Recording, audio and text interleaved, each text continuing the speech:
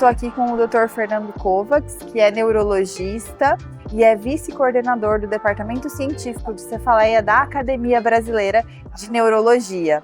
Nós vamos falar um pouquinho sobre enxaqueca e, em especial, sobre um grupo de medicamento específico para enxaqueca, que são os anticonvulsivantes. O que o senhor pode contar para a gente sobre os anticonvulsivantes e o uso na enxaqueca? Aline, nós tivemos uma sessão muito interessante nesse congresso sobre o uso de medicamentos conhecidos como anticonvulsivantes para o tratamento preventivo da enxaqueca. E o que se sabe? Que nem todos os anticonvulsivantes funcionam para o tratamento da enxaqueca, mas alguns deles funcionam. E isso deve servir para as pessoas saberem que muitas vezes elas vão receber um tratamento com um medicamento que é mais conhecido como anticonvulsivante ou medicamento para epilepsia. E, na verdade, ele funciona muito bem para o tratamento preventivo da enxaqueca. Então pode diminuir a frequência das crises, pode diminuir a intensidade das crises, melhorar a resposta das crises ao tratamento agudo, né? Não são todos, como eu falei, os que se destacam são o topiramato e o divalproato, ou ácido valproico. Então, nós vemos muitos pacientes que se surpreendem ao receber um tratamento para epilepsia, quando na verdade eles têm enxaqueca, mas os remédios funcionam para mais de um problema.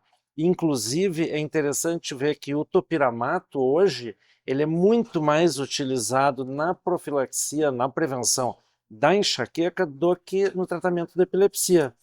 E as doses utilizadas para enxaqueca são doses menores. Isso foi destacado pelo palestrante. As doses de topiramato usados na epilepsia causam uma série de efeitos colaterais que muitas vezes no tratamento da enxaqueca não aparecem por causa das doses menores, né? Não quer dizer que sejam medicamentos perfeitos, eles podem trazer alguns efeitos colaterais.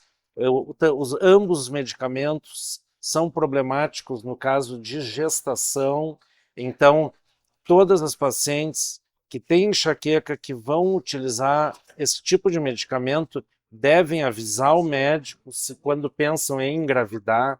Se existe algum plano de gestação, eles não devem ser utilizados, mas se nós observarmos todos esses cuidados, né, e os pacientes estiverem cientes de um ou outro efeito adverso que pode surgir durante o tratamento, eles são considerados bem eficazes, muito eficazes e seguros.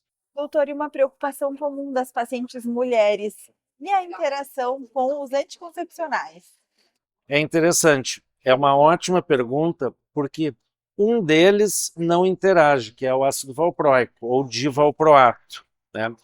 E o topiramato, se for olhar a bula, ali diz que ele prejudica o efeito dos anticoncepcionais orais. Acontece que isso só vai ocorrer em doses de 200 miligramas para cima por dia, doses diárias de mais de 200 miligramas.